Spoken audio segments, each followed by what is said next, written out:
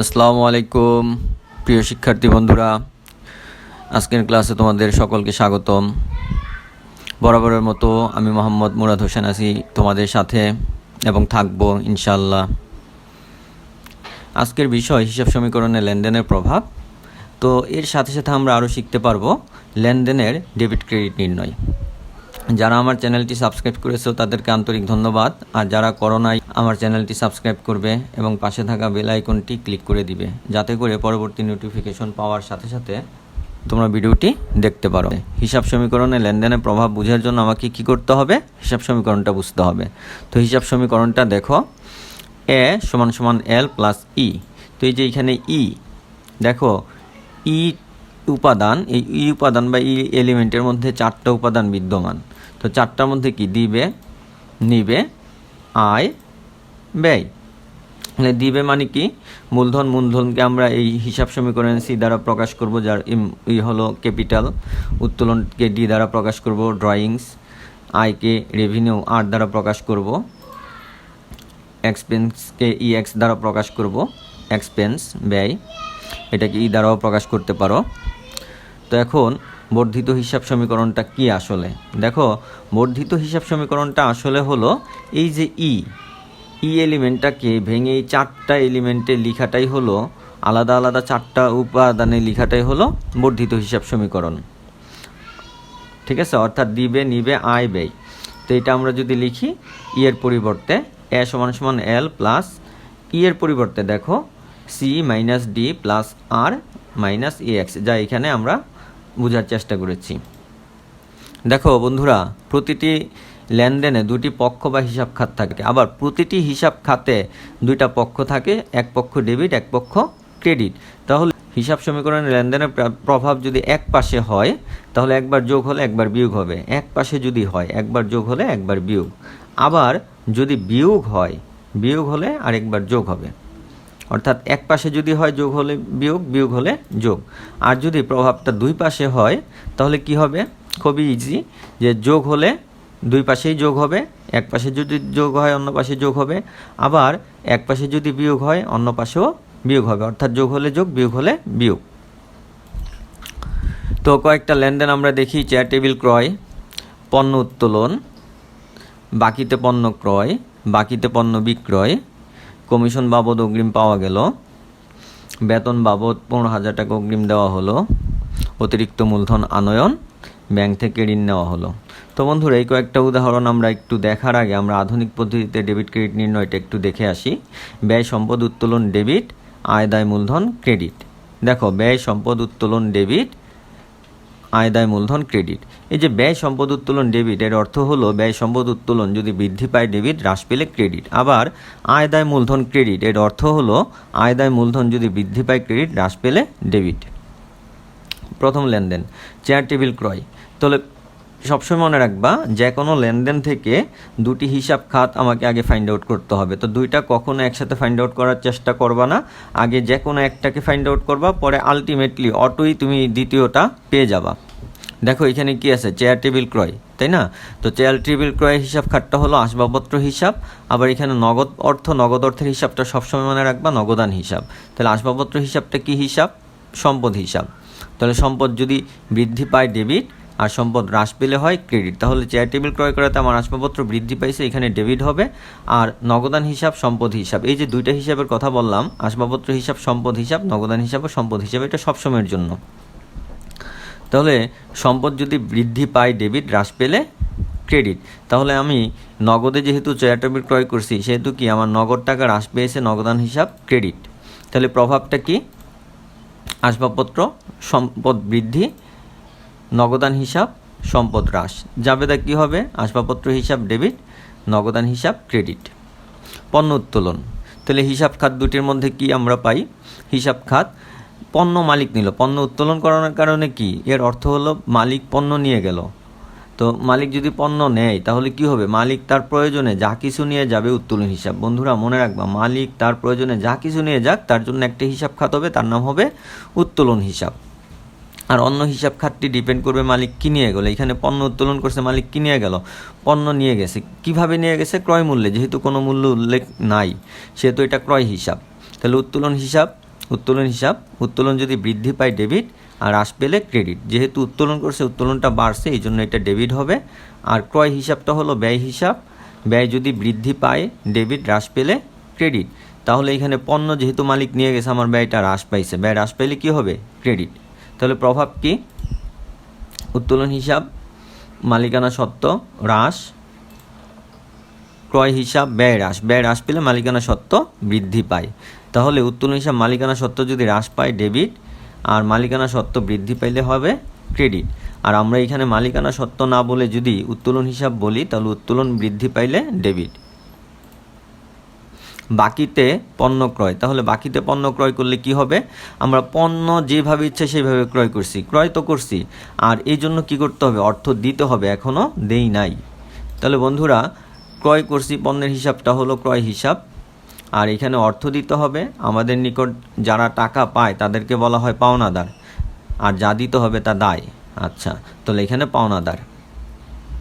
ক্রয় হিসাবটা হলো ব্যয় হিসাব, ব্যয় বৃদ্ধি পাইলে ডেবিট, হ্রাস পেলে হয় ক্রেডিট। তাহলে এখানে ক্রয় করাতে ক্রয়ের পরিমাণ বাড়ছে, বৃদ্ধি পাইছে, এই জন্য ডেবিট। আর পাওনাদার হিসাব, পাওনাদার যদি বৃদ্ধি পায় ক্রেডিট, হ্রাস পেলে ডেবিট। যেহেতু আমি বাকিতে ক্রয় করছি, ভবিষ্যতে টাকা দিতে হবে, এই জন্য কি? পাওনাদারের পরিমাণ বৃদ্ধি পাইছে, অর্থাৎ দায় বৃদ্ধি পাইছে, ক্রেডিট। তাহলে প্রভাবটা কি হবে? ক্রয় হিসাব ব্যয় বৃদ্ধি, ব্যয় বৃদ্ধি পাইলে কী হবে? মালিকানা সত্ত্ব হ্রাস পাবে। ঠিক আছে? পাওনাদার দায় হিসাব, দায় বৃদ্ধি। ঠিক আছে? তো ক্রয় হিসাব ডেবিট আর পাওনাদার হিসাব ক্রেডিট।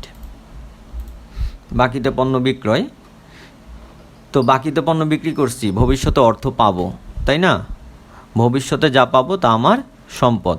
তাহলে আর যাদের কাছে আমরা টাকা পাবো তাদের কমন নাম হলো দেনাদার। যারা আমাদের কাছে পাবে পাওনাদার, আর যাদের কাছে আমরা পাবো দেনাদার। তাহলে দেনাদার হিসাব। তো পণ্য বিক্রয়ের হিসাবের নাম হলো বিক্রয় হিসাব। তো দেনাদার সম্পদ হিসাব, সম্পদ বৃদ্ধি ডেবিট, হ্রাস ক্রেডিট। যেহেতু আমরা ভবিষ্যতে টাকা পাবো, সম্পদের পরিমাণ বৃদ্ধি পাইছে, এই জন্য ডেবিট। আর অন্যদিকে বিক্রয়টা হলো আয় হিসাব। দেখো, আয় যদি বৃদ্ধি পায় ক্রেডিট এবং হ্রাস পেলে হয় ডেবিট। যেহেতু বিক্রি করছে, আমার বিক্রির পরিমাণ বাড়ছে, এই জন্য কি? বিক্রয় বৃদ্ধি পাইলে কি হবে? ক্রেডিট। ব্যাস। প্রভাব দেনাদার হিসাব, সম্পদ হিসাব, সম্পদ বৃদ্ধি, বিক্রয় হিসাব আয় হিসাব, আয় বৃদ্ধি। আয় বৃদ্ধি মানে হলো মালিকানা সত্ত্ব বৃদ্ধি। আয় বৃদ্ধি পেলে কি হবে? মালিকানা সত্ত্ব বৃদ্ধি। তাহলে জাবেদা কি আসবে? দেনাদার হিসাব ডেবিট এবং বিক্রয় হিসাব ক্রেডিট। কমিশন বাবদ 10,000 টাকা অগ্রিম পাওয়া গেল। তাহলে হিসাব খাদ্যটা কি? আমরা অর্থপ্রাপ্তি, আমরা অগ্রিম পাই, আর যেইভাবেই পাই টাকা তো পাইছি, তো নগদ অর্থপ্রাপ্তি। এই নগদ অর্থপ্রাপ্তির হিসাবটা আমরা আগেই জানি যে নগদান হিসাব। আর অগ্রিম কমিশন প্রাপ্তি, অগ্রিম প্রাপ্ত কমিশন। নগদান হিসাব সম্পদ হিসাব, সম্পদ বৃদ্ধি পাইলে হয় ডেবিট, হ্রাস পাইলে হয় ক্রেডিট। যেহেতু নগদ পাইছি, সম্পদ বৃদ্ধি পাইছে, এই জন্য ডেবিট। অন্যদিকে দেখো অগ্রিমপ্রাপ্ত কমিশন। তাহলে অগ্রিমপ্রাপ্ত কমিশনের জন্য অগ্রিমপ্রাপ্ত কমিশন হিসাব। অগ্রিম টাকা পেয়েছি, বিনিময়ে আমরা কি কিছু দিয়েছি? না বন্ধুরা, ভবিষ্যতে দিব, মনে রাখবা, যা ভবিষ্যতে দেব তা হলো দায়। তাহলে অগ্রিমপ্রাপ্ত কমিশনটা কি? দায়। তাহলে দায় যদি বৃদ্ধি পায় ক্রেডিট এবং হ্রাস পেলে হয় ডেবিট। যেহেতু আমার এখানে দায়টা বৃদ্ধি পাইছে, সেহেতু কি? ক্রেডিট। প্রভাবটা কি? নগদান হিসাব, সম্পদ হিসাব, সম্পদ বৃদ্ধি, অগ্রিমপ্রাপ্ত কমিশন হিসাব, এটা দায় হিসাব, দায় বৃদ্ধি। তাহলে কি? নগদান হিসাব ডেবিট, অগ্রিমপ্রাপ্ত কমিশন হিসাব ক্রেডিট। বেতন বাবদ 15,000 টাকা অগ্রিম দেওয়া হলো। তাহলে বেতন আমরা অগ্রিম দিছি, তাই না? বেতন অগ্রিম দিছি, তাহলে এই হিসাব খাতের নাম কি? অগ্রিম বেতন হিসাব। আর নগদ অর্থ নগদান হিসাব। তাহলে অগ্রিম বেতন, আমরা টাকা দিয়েছি কিন্তু কিছুই পাই নাই, তবে ভবিষ্যতে অবশ্যই পাবো। তো আমরা আমার কর্মচারীদেরকে যদি বেতন দেই, আমরা কি অগ্রিম দিয়েছি? কিছু কি পেয়েছি? কিছু পাই নাই, তারা তো সেবাটা আমাকে ভবিষ্যতে দিবে। তাহলে যাই ভবিষ্যতে পাবো তাই হলো সম্পদ। তাহলে এই অগ্রিম বেতন হিসাবটা হলো সম্পদ হিসাব। আর সম্পদ বৃদ্ধি পাইলে হয় ডেবিট, হ্রাস পেলে হয় ক্রেডিট। আর নগদান হিসাব, সম্পদ হিসাব, সম্পদ বৃদ্ধি ডেবিট, হ্রাস ক্রেডিট। তাহলে যেহেতু আমরা টাকা দিয়েছি, সম্পদ হ্রাস পেয়েছে, সেই জন্য ক্রেডিট। তাহলে প্রভাবটা কি? অগ্রিম বেতন, সম্পদ, সম্পদ বৃদ্ধি, নগদান হিসাব, সম্পদ, সম্পদ হ্রাস। তাহলে জাবেদা কি আসবে? অগ্রিম বেতন হিসাব ডেবিট এবং নগদান হিসাব ক্রেডিট। অতিরিক্ত মূলধন আনয়ন। তো প্রতিষ্ঠান কি পাইছে? নগদ অর্থ পাইছে, এবং এই নগদ অর্থ কে দিয়েছে? মালিক দিয়েছে। তাহলে নগদ অর্থ প্রাপ্তি, এটার হিসাবের নাম হলো নগদান হিসাব। আর অন্যদিকে মালিক যা দিবে বা দেয়, বন্ধুরা মনে রাখবা, মালিক প্রতিষ্ঠানকে যা দেয় বা দিবে সব কিছুই কি? মূলধন হিসাব। তাহলে যেহেতু মালিক দিয়েছে, এটা আসবে মূলধন হিসাব। নগদান হিসাব সম্পদ হিসাব, সম্পদ বৃদ্ধি ডেবিট, সম্পদ হ্রাস ক্রেডিট। তাহলে এখানে যেহেতু মালিক টাকা দিয়েছে, প্রতিষ্ঠানের নগদ অর্থ বৃদ্ধি পেয়েছে, নগদান হিসাব ডেবিট। অন্যদিকে মূলধন হিসাব, মূলধন বৃদ্ধি পেলে হয় ক্রেডিট, হ্রাস পেলে হয় ডেবিট। যেহেতু মালিক দিয়েছে এই জন্য মূলধন বৃদ্ধি পেয়েছে, মূলধন ক্রেডিট। তাহলে আমার প্রভাবটা কী হবে? নগদান হিসাব, সম্পদ হিসাব, সম্পদ বৃদ্ধি, মূলধন হিসাব, মালিকানা সত্ত্ব, মালিকানা সত্ত্ব বৃদ্ধি। জাবেদা কী হবে? নগদান হিসাব ডেবিট, মূলধন হিসাব ক্রেডিট। ব্যাংক থেকে 6,000 টাকা ঋণ নেওয়া হলো। তো হিসাব খাত দুইটার মধ্যে আমরা ব্যাংক থেকে ঋণ নিয়েছি, তো নগদ অর্থ তো পাইছি এবং ব্যাংক ঋণ, তাই না? নগদ অর্থ প্রাপ্তি, নগদান হিসাব এবং ব্যাংক ঋণ হিসাব। নগদান হিসাব সম্পদ হিসাব, সম্পদ বৃদ্ধি পাইলে হয় ডেবিট, হ্রাস পেলে হয় ক্রেডিট। যেহেতু আমরা নগদ অর্থ ঋণ নিয়েছি, নগদ টাকার পরিমাণ বৃদ্ধি পাইছে, এই জন্য ডেবিট। আর অন্যদিকে ব্যাংক ঋণটা হলো দায় হিসাব, কারণ ব্যাংক ঋণ আমরা ব্যাংক থেকে টাকা নিয়েছি, ভবিষ্যতে টাকা দিতে হবে, যা দিতে হবে ভবিষ্যতে তা হলো দায়। দায় যদি বৃদ্ধি পায় হয় ক্রেডিট এবং হ্রাস পেলে হয় ডেবিট। তাহলে প্রভাবটা কি? নগদান হিসাব, সম্পদ হিসাব, সম্পদ বৃদ্ধি, ব্যাংক ঋণ হিসাব, দায় হিসাব, দায়ও বৃদ্ধি।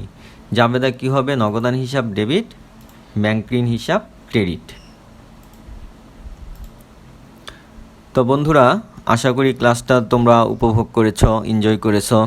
যারা এখন আমার চ্যানেলটি সাবস্ক্রাইব করো নাই, সাবস্ক্রাইব করে নিবে, এবং সাবস্ক্রাইব করার পর পাশে থাকা বেল বাটনটি ক্লিক করে নিবে, যাতে করে পরবর্তী ভিডিওগুলো আপলোড করার সাথে সাথে তোমরা পেয়ে যাও।